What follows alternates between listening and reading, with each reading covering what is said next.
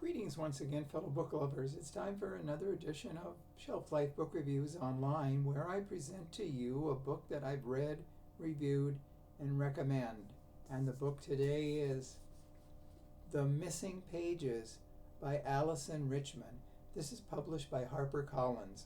I do not have an American price, I'm sorry, but the Canadian price is $25.99, and it is 410 pages long. This is a really fascinating book. It's historical fiction in many ways, but it also comes to more recent times. It revolves around the life of Harry Widener. Now, he was a real person, and in Harvard there is a Harry Widener Memorial Library in dedication to the man. He was obsessed with books, and there is a special space there where there is a desk, a Harry Widener desk. So this book looks at it. Now it also goes back to 1912 when Harry Widener went to England to get some books. Now he was going to take them with him on the maiden voyage of the Titanic. So this goes back to the Titanic times. And he had his books there. And as we all know, the story of the Titanic, this book parallels what really happened then and to certain people. Now, Harry Widener was going to get on one of the lifeboats, but he had to go back to his room because he wanted to get one particular book. It was a very, very rare edition. So he basically sacrificed his life for the book, because when he went to get the book, no one saw him alive after then. So he basically went down with the ship, and he had his books with him. So the book then goes to 1992, where a girl by the name of Violet Hutchins, she's had a difficult life. The year before, she was out swimming with her boyfriend Hugo, and he unfortunately drowned. So there are water parallels in many ways to the Titanic and to his death. So she is still going through the grieving process, and she's trying to do things to take her mind off his death.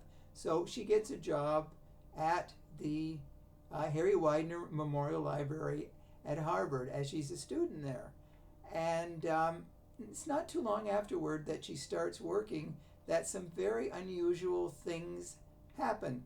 She smells pipe tobacco when there was no one else in the area with any pipe tobacco. She also finds books open to certain pages. Books start falling off the shelves, and she somehow gets the idea that there may be a ghostly presence there, because there's been rumors about ghosts in the Harry Widener Memorial Library. So we get the point of view from dual timelines from 1912 and 1992, as it's narrated by, well, the ghost of Harry Widener. And he talks about how badly he wants to get the connection to Violet so she will know what he's trying to convey to her, because there's a secret that's come back from, well, 1912 to present day that he wants everyone to know. So Violet does her best to try to figure this out, but she realizes she is not alone, that there is a presence there, and she concludes it must be Harry. And there's a Ouija board that is employed in the situation, trying to find out what exactly is happening in the library, because she's never encountered anything like it before. Now, the author really writes with great spirit, pardon the pun, with great spirit for the life of Harry and what Violet is going through and what she is trying to discover in the library. So if you're looking for historical fiction that is also 1912 or 1992 fiction, it goes, dual timelines. Like I said, this is definitely a book with a lot of character, a lot of heart and soul, and Alyson Richman has really given us an amazing book that is a love story, a ghost story, and also a book that shows how life can change through the love of books, past and present.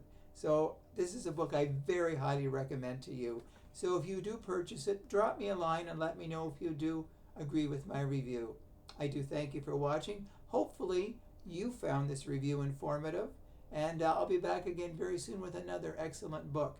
And until that time, as I always say, stay safe, stay sane, stay in touch, and I will see you at the bookstore. Bye for now.